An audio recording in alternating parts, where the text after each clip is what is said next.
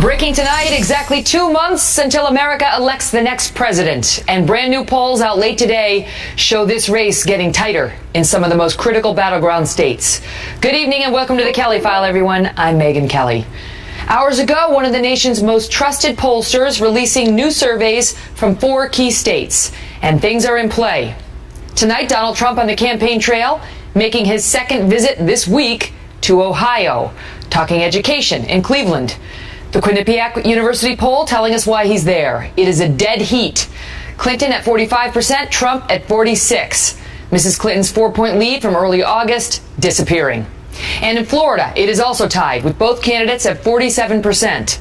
In North Carolina, Clinton is ahead by 4 points, just outside the margin of error. That's the first time Quinnipiac has polled in that state. And in Pennsylvania, the most dramatic change. Clinton's lead now cut in half, down from 10 points in August to 5 points today. Now she's ahead 48% to Trump's 43%. So what does it tell us? Chris Steyerwalt is our Fox News digital politics editor, and Mo Alifi is the founding executive director of the Georgetown University Institute of Politics and Public Service. Great to see you both. Steyerwalt, how do you see it? Well, first of all, thank God that we have polls. We've lived in this wasteland of garbage internet polls, and finally we have real polling, so I'm excited. You're a poll snob. Yeah, I know. I'm such a poll snob. But the truth is, this is really important because it tells us the shape of the race is changed. And it changed from where Trump was getting blown out after the conventions to now he's back in a tie in the 2 states, of course, that every Republican has to win, Florida and Ohio. Pennsylvania wasn't ever really going to happen. I don't think it's going to happen unless Donald Trump turns this around and becomes some wave election for him. But I don't see Pennsylvania in the running. But it's North Carolina that ought to worry him, because given the fact that he's got a problem in Colorado and Virginia and other states to put together the Republican map, if he can't win in North Carolina, he's got big problems. They've been spending a lot of time there. They're going to spend a lot more. He needs North Carolina, needs it. Mo, how do you see it? Because, you know, some of her supporters got nervous when they saw that, and some of his got very happy. Well, and I say this as a former Hillary Clinton staffer, we should be nervous, right? I mean, you don't want to be complacent at this point, and these polls kind of show why, and we've seen other state polls in the past week that do as well. What's really interesting, there were 2 different organizations that did 50 state polls in the past week. Washington Post, SurveyMonkey did one of the most extensive ones I've seen. And they showed something similar, that in a lot of these states that you just talked about, the race is tight and within the margin of error. But what's really interesting to me is you're seeing the number of traditional battleground states shrink. Chris just talked about Virginia and Colorado, which have become perennial battleground states. She's doing fairly well in those states outside the margin of error. The number of traditionally red states that have become battleground states is increasingly worrisome, I would think, to the Trump campaign. Georgia's dead even. Arizona is within the margin of error. It shouldn't surprise anyone that Donald Trump chose to give that big immigration speech in Phoenix, and the next day Hillary Clinton's campaign went on the air there. Something's happening. They're seeing something in the numbers in Arizona. So, if you look at the full landscape of all 50 states and the polling and the election were held today, she would win fairly comfortably in the Electoral College. So I do think there's something to worry about there for the Trump campaign. All right, so what do you think is the conventional wisdom right now, Chris? Is it that it's hers to lose and he needs a huge event to turn it around? Like, does he have to go into those debates and just go for broke? Or does he have to just sort of slow and steady, be a statesman, don't say anything crazy, and somehow hope the sort of missing Trump voters that his campaign has suggested are out there show up on November 8th? No, he needs the contour of the race to change. While I would throw the SurveyMonkey polls out on their ear and all of that other garbage, a total but in that case, deserved. I want polls in Maine. I want polls in New Hampshire. I want polls where all of these white people are living and voting. I want to know, is Donald Trump competitive in Minnesota? Is he competitive in Maine? Is he competitive in New Hampshire? If that's the case, Mo's right. We could be looking at a changed map. But if we're not, then we're looking at a race where Donald Trump has trailed all along. He's closer now, but he still needs the structure of the race to be changed in order to win. And that's the reality for him. Now, Mo, I get that she has this better ground game than Trump. Everybody says that on both sides of the aisle.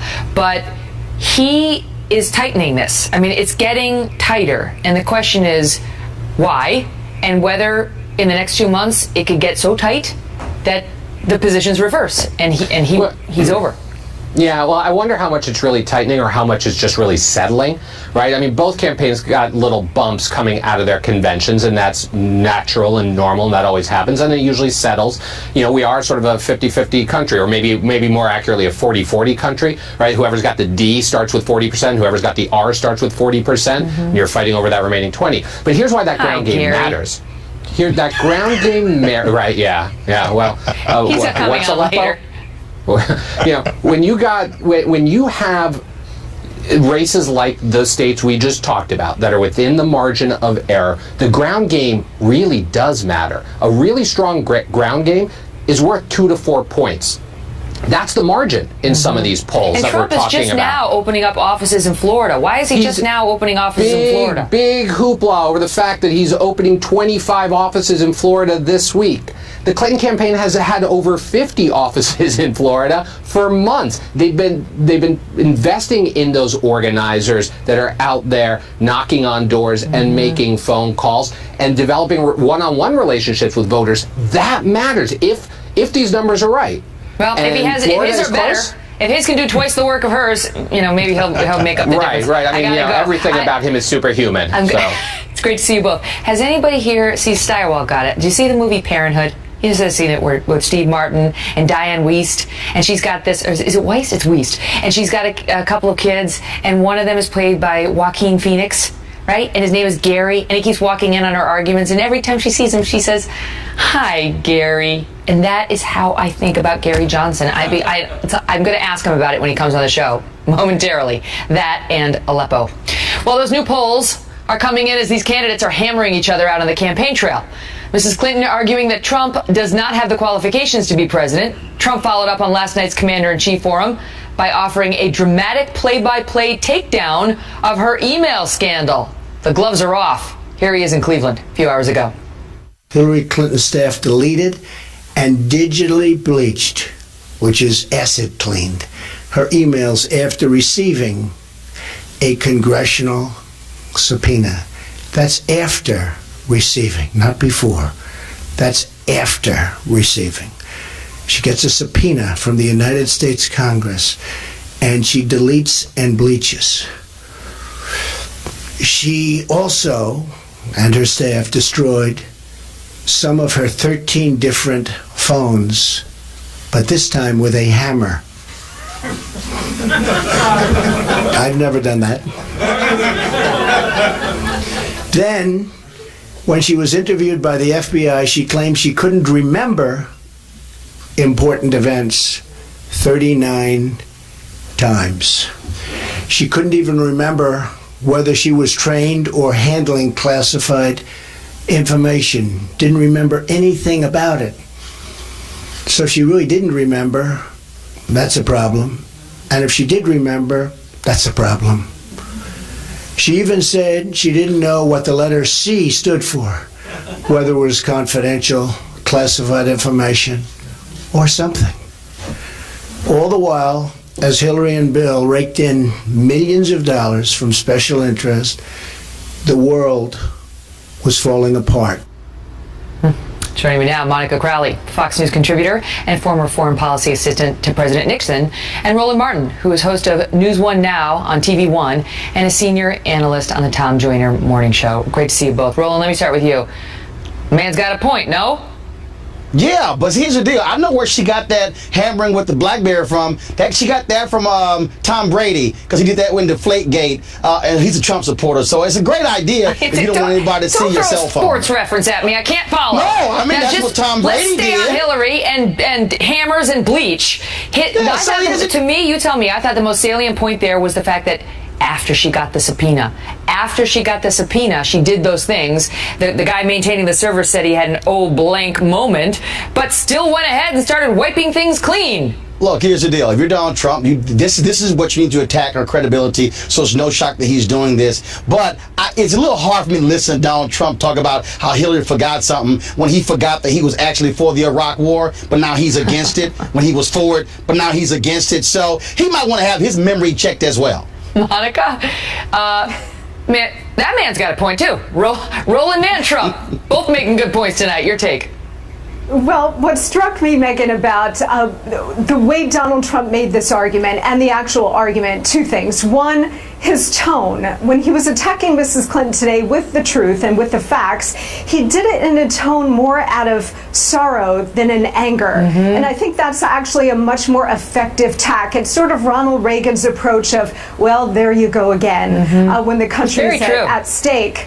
Yeah, and the second thing too, Megyn, is that we know that the most problematic scandals for any politician are the ones that reinforce a pre-existing negative notion about that candidate. And the reason why the server and the email scandal, which continues to drip, drip, drip with every passing day, the reason it's become so damaging to her, Megyn, is because it reinforces this already existing notion that she is fundamentally untrustworthy, dishonest, out for herself, and above the law. What about that, Roland? Because last night, hitting every day. One of the things she said was, I did everything right. And she talked about how there was no header. There was no header on these emails, and thus how was I to know? Meanwhile, the people who worked for her had been taking off the headers in some instances at her direction. So the American people know she did not do everything right. And it's amazing, is it not, that she still doesn't have her story straight on this issue? Okay, I mean, I have said this multiple times. I was on your show last week. I said this on Tom Joyner. I've said it on TV One. Move the hell on, okay? This is very simple. Learn to pivot. 53% of African Americans lost their wealth during the home foreclosure crisis. We still have, she was rushed last night when Matt Lauer asked her about the ISIS question, but spent 12 minutes on emails. Look, simply admit, I screwed up. I shouldn't have done it. The FBI, 100 people investigated it. Look, they chose not to pursue charges. I'm focused on jobs for the American people. And if they ask you 10 times, give the same answer. But you're not going, smart people sometimes want to prove they're really smart. They can convince you. You're not going to convince people. You're wasting time. Keep explaining. Simply say, I made a mistake. I shouldn't have done it. I wouldn't make the same mistake again. Now I'm going to focus on stuff. But meanwhile, Monica, care about. Donald Trump and the Republicans who support him are sitting back like, you know, enjoying the popcorn, because she still clearly hasn't found the message on this. And she's been struggling on the email front for weeks now, those very weeks that Donald Trump has been closing the gap between the two of them in some of these critical polls, as we saw. So you tell me whether she needs to keep working on it and come up with a better message than the one we heard last night. Well, she does, Megyn. You're right. The problem is that she can't. I mean, 2/3 of the American people took a look at the FBI report, and they believe that she should have, in fact, faced prosecution. Since Barack Obama became president in 2009, 7 people have been prosecuted for far less in terms of mishandling classified material, 2 of whom have gone to jail. But they did it intentionally. That's the difference. Just for the record, what the authorities found in those cases was that there was an element of intent that they found lacking, they say, in the Clinton case. Go ahead, finish your point. That's right. Well, FBI Director Comey indicated that the FBI could not find criminal intent. The problem, Megyn, is twofold. One, the FBI never asked her what her intent was in setting up this private, unsecured, non-government server and network. And 2, just by virtue of setting it up, that was the intent. That's what the American James people see, Carville Megyn, tell and us that's why once she can't overcome she didn't want it. Daryl Issa going through her emails? So now she doesn't have Issa. She's got Chaffetz, and she's got Judicial Watch, and she's got Gowdy, and she's got us. I got to go. Good to see you both. Focus on the issues. Hillary Clinton's not the only one facing new fire tonight. General Jack Keane is here on the controversy over what Mr. Trump said about our military leaders. And Bill Bennett weighs in on how the Iraq war issue may be playing with voters. He's here. He's excited. Don't worry. Plus, after hosting last night's presidential forum, NBC host Matt Lauer being accused of everything from embarrassing his profession to outright sexism. I'll tell you what I think, too. Howie Kurtz, former White House Press Secretary Bill Burton are both here on what Lauer did and whether he deserves this blowback. Man, people are mean. And then, a story that's literally the stuff of nightmares. Reports of creepy clown sightings now spreading across the country, and Brian Kilmeade is here with the results of our investigation. In my 20 years, I'm not familiar with a spree of clown sightings, so this is unique, a little bizarre. Criticized American generals as having been, quote, reduced to rubble under President Obama, suggesting he knows more about ISIS than America's greatest military minds. So let me read some of the things you said. I know more about ISIS than the generals do. Believe me. Was that the truth? Well, the generals under Barack Obama and Hillary Clinton have not been successful. Do you know more about ISIS than they do? I think under the leadership of Barack Obama and Hillary Clinton, the generals have been reduced to rubble. They have been reduced to a point where it's embarrassing for our country. Joining me now, the architect of the successful Iraq surge, the general who is chairman of the Institute for the Study of War, General Jack Keane. Great to see you, sir. Yeah, good to see you, Megan. What do you think of that? Well, I'm not sure what he meant by it, but let me just put some facts on the table. It's well established now by many of us that we've had a weak American president, commander-in-chief, for almost 8 years now, and that makes generals look weak. We may have some politicized generals, if that's what he's implying, but the reality is that every major force level decision, Megan, that our generals have made, this president has rejected. In early 2009, a campaign plan developed by Petraeus, General, and General McChrystal to defeat the Taliban. They required a minimum force of 40,000. President Obama rejected that recommendation and provided 25% less. He also decided he would pull the force out in 12 to 15 months. Those two decisions doomed Afghanistan to the current state we find it now, a protracted, stalemated war, and robbed us of the opportunity for victory. In 2011, General Alston, four-star commander in Iraq, recommended to the president a force level of over 20,000. The president rejected it and pulled out all the forces with what is now known as a disastrous consequence in Syria. In 2012, General Dempsey, General Petraeus, director of the CIA, Secretaries Panetta, and Secretary Clinton recommend to the president robustly arm and train the Syrian moderates. He says no. In 2013, conduct a military strike, same national security team, against the Assad regime because he violated the chemical red line. He says no. In Afghanistan, in Iraq, and in Syria. You could go on, but your point is, Trump is not wrong that, if you think about it, the generals have been reduced to rubble. In other words, they've been reduced to almost useless because whatever they tell this commander-in-chief, he disregards. Yeah, and then in 2014, what happened is, as opposed to asking him what are we going to do about ISIS, he says, I want to destroy ISIS after they behead our Americans and invade Iraq. He tells them what they're not going to do. No boots on the ground.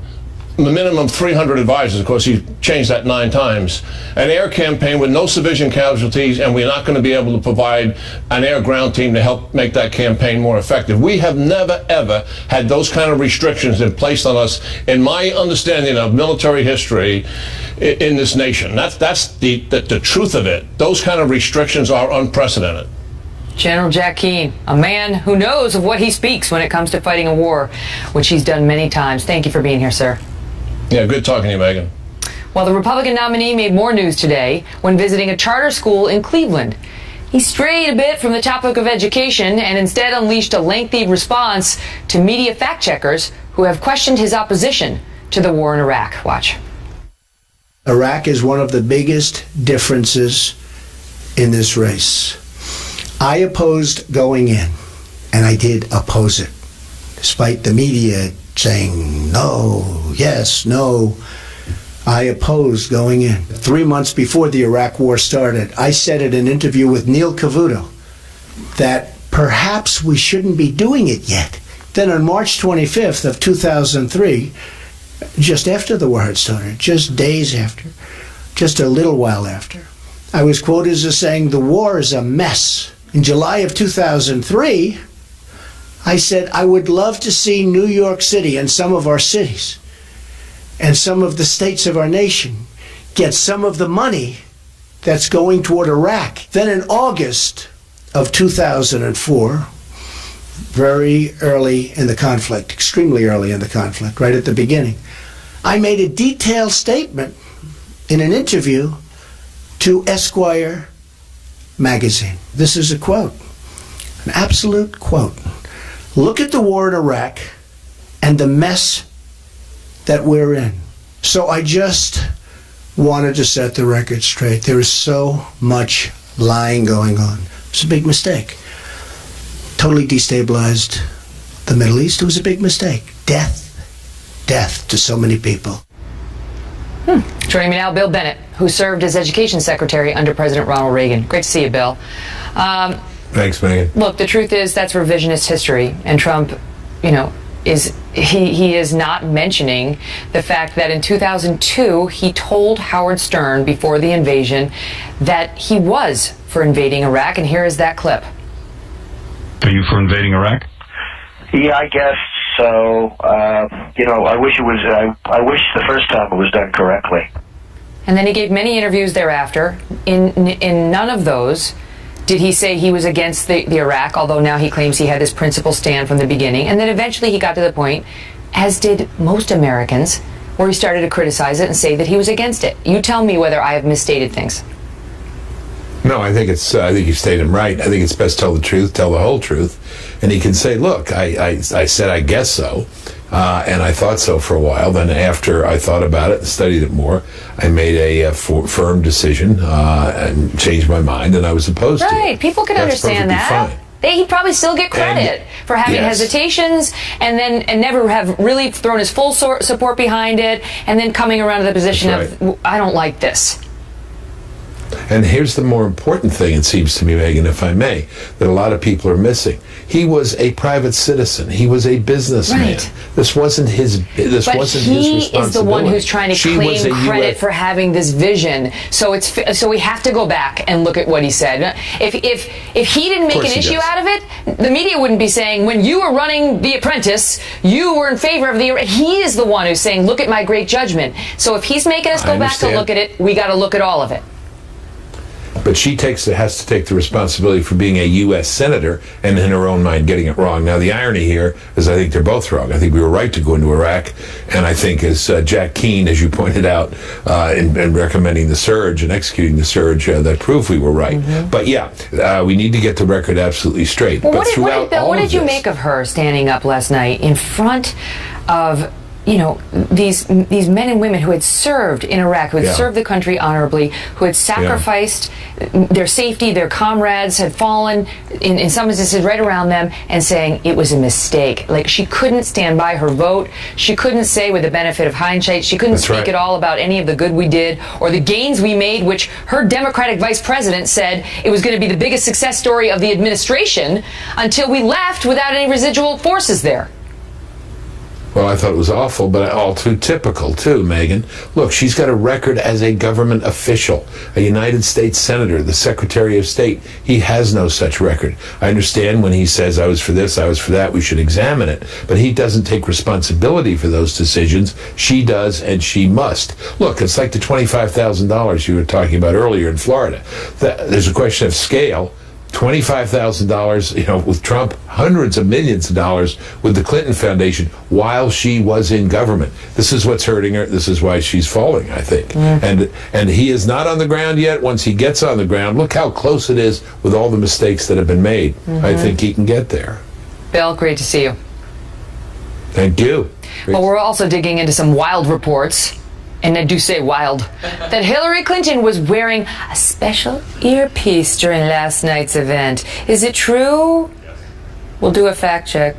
Plus, Matt Lauer is taking heat from many, many people for the way he handled last night's presidential forum. Up next, we have Howie Kurtz, along with former White House Press Secretary Bill Burton, and a couple of thoughts, perhaps from yours truly, on how Matt managed the whole thing. And then, Libertarian candidate Gary Johnson. Hi, Gary. He had what may be the toughest day of his campaign after a misstep on Syria. And he's here tonight on what happened after this moment. What would you do if you were elected about Aleppo? About Aleppo. And what is Aleppo?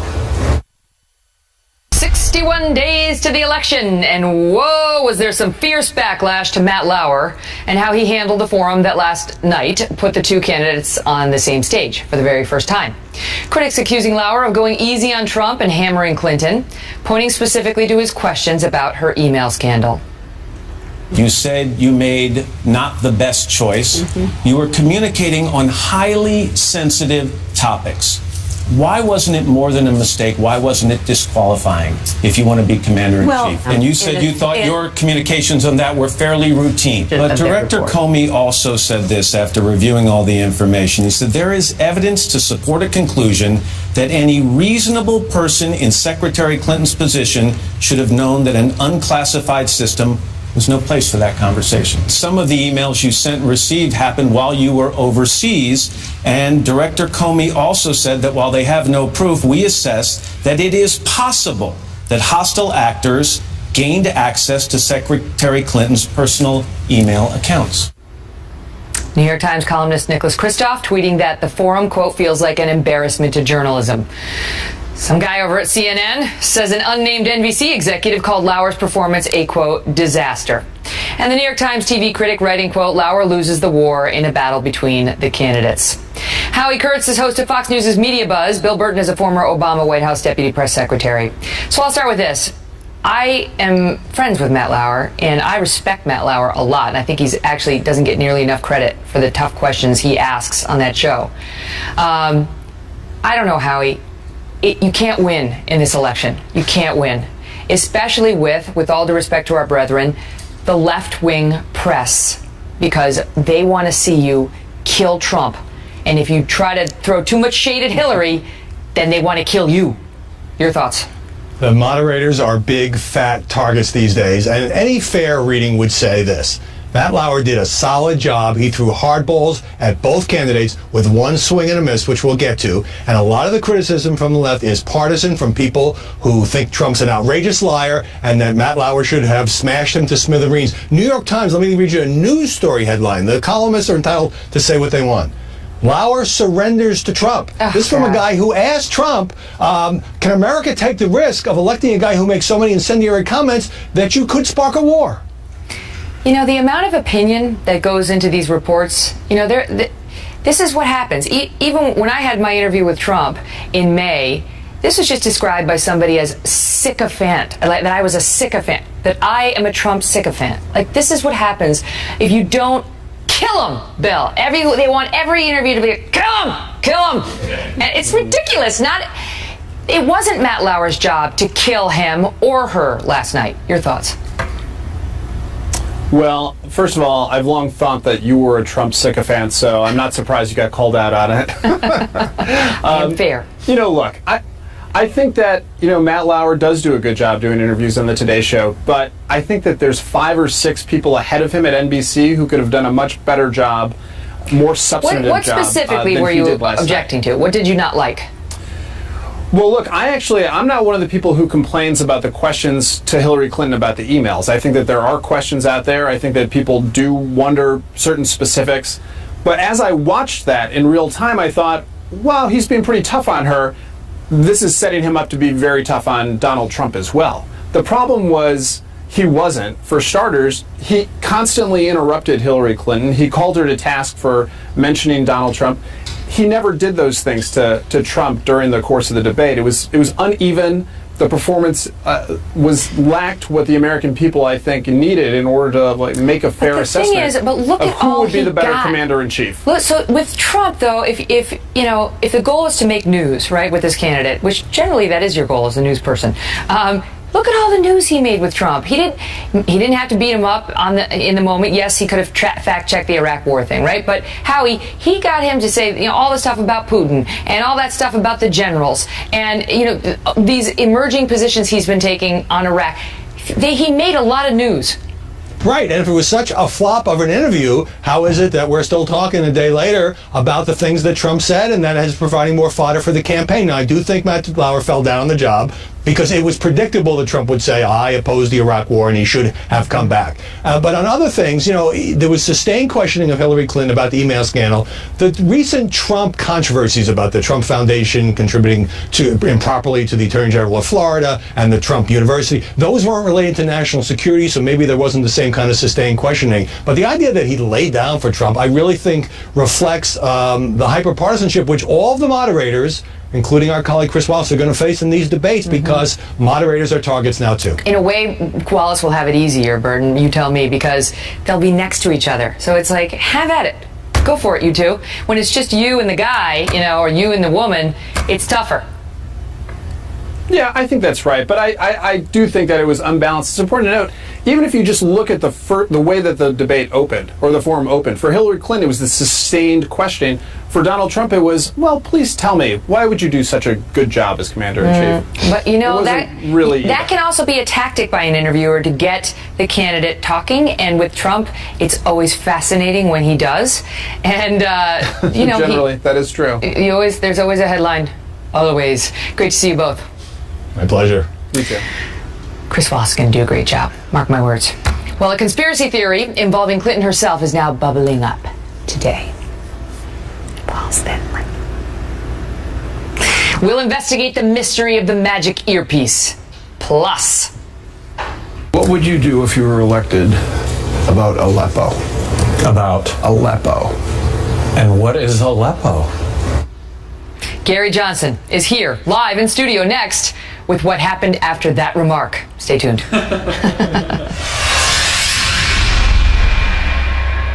Live in a moment, but first, we go to Benjamin Hall in London with the big story from Aleppo. Benjamin? Megyn, it's been just over 3 years since President Obama said that the use of chemical weapons in Syria would be a red line. Well, today one report says it's just part of the normal. On Tuesday, another attack in the northern city of Aleppo.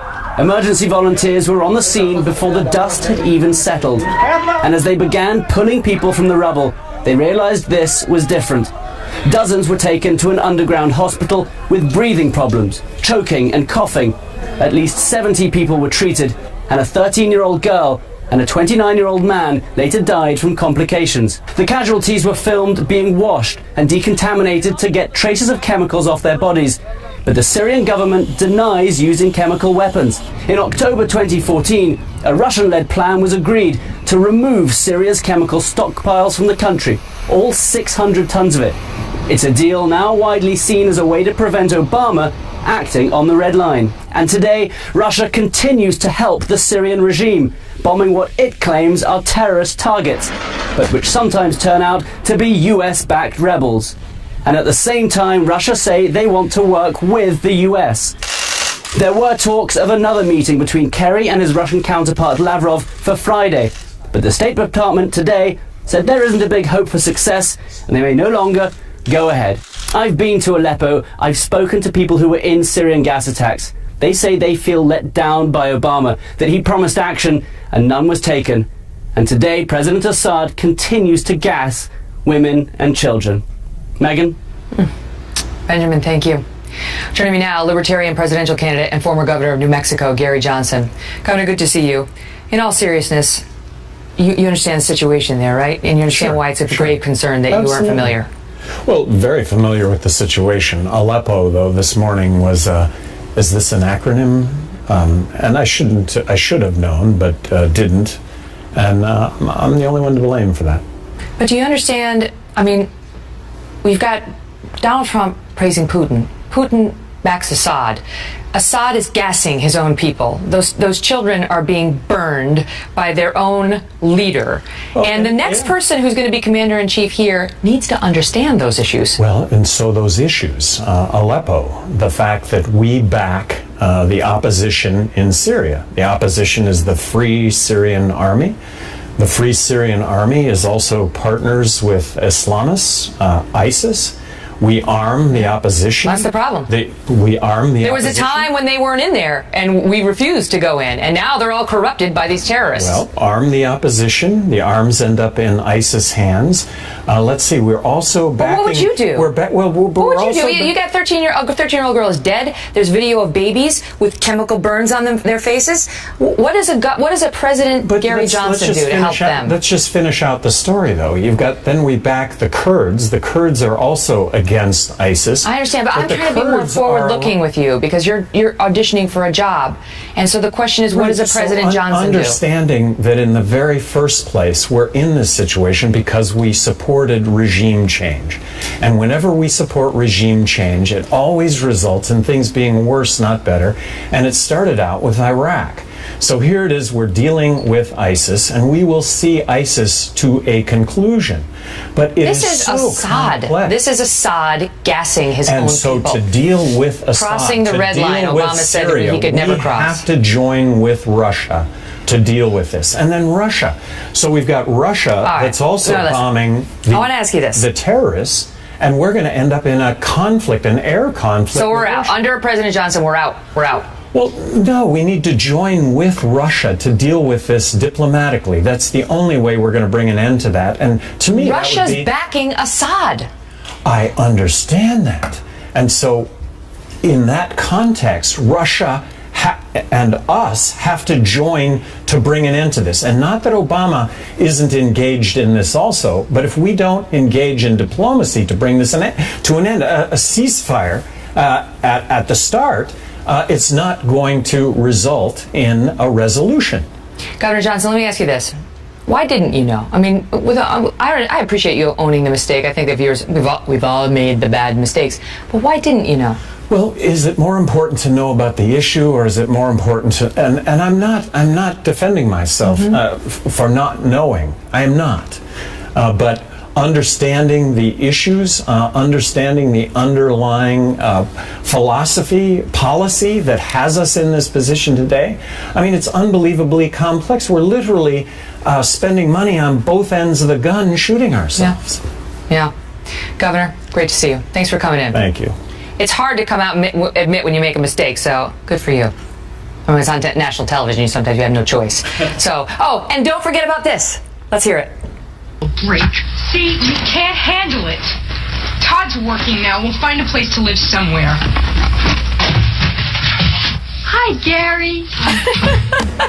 Have you ever seen that movie? I haven't. I guess I'm going to have to. We'll leave it at that. Bye, Gary. Great to see you. Bye, Megan. It's a great movie. Up next, the crazy questions about whether Hillary was wearing a mystery earpiece last night. Plus, we'll investigate the reports of creepy clown sightings when Brian Kilmeade joins us next. It's coming over. My friend's earpiece during a presidential town hall last night. Brian Kilmeade of Fox and Friends has been investigating this, and you found? I found that it's not true, but it's going crazy, and it's not going away. It evidently, they're claiming there's a Clinton camp, and I talked to Jennifer Griffin, who's following Hillary Clinton around because now she's talking to the press and makes it more fun. They said it's the way the light hit the ear, and it's just amazing that two websites are saying not only did this happen, they even found the type of thing it could be, some technology, which is operating on my favorite wavelength, which is 300 megahertz to 4 megahertz. The problem is, if you had someone whispering in your ear things, not that we ever do that, wouldn't she get better answers? Wouldn't she have grown her hair over her ears? She would have grown her hair, I see. Yeah, exactly. If you're going to cheat, you got to at least pull it down a little, change the style a little. I would do that. Plus, Matt Lauer was so close, they were touching knees. So there's no way you put your earpiece in at that moment. Well, it kept the internet aflutter for a full day. Meanwhile, there are serious problems again with clowns. You're officially our clown correspondent now. I don't mean that the way it sounds, but this is a follow-up report for you. Right. I don't think there's a way to spin my way out of this being a positive story, but I'll take the clown title. Gags the Clown first got me on your show because Gags was in Green Bay, and Gags the Clown was walking around with balloons scaring people, which is not illegal. It turns out Gags was not a bad person. He was somebody looking to create interest in a bad movie. Oh. So now we have something else happening, and it's happening in South Carolina, where 30 kids say that this guy walking around in a clown outfit, it might be two people, it might be one, different times in this complex, is walking around in a clown outfit saying, hey child, which is scary, do you want a laser, do you want candy, do you want cash? Ew. By the time people show up, the cops show up, he's not there. Why are they doing that? Why is the clown? Why is he doing it? We can't find the clown to ask him why he's doing it. Not only is it bad for a clown to do that, because to lure kids is terrible in every way, shape, or form, it's killing the business for good clowns that just want to work parties. If you're a good clown, now you're being lumped in. The scary thing is, you are allowed to dress as a clown. That's the truly scary thing. That's what the cops kept saying. There's nothing we can do about this. There's nothing unlawful about it. By the way, if you can help, the cops have put out this description. We're looking for someone, a clown or a person dressed as a clown. Is there a difference? Are you born a clown as opposed to somebody dressed as a clown? I gotta leave it at that. I don't know what to think. My emotions are really confused. Great to see you, Brian Kilmeade. I'd like a new title. We'll be right back. You don't mind.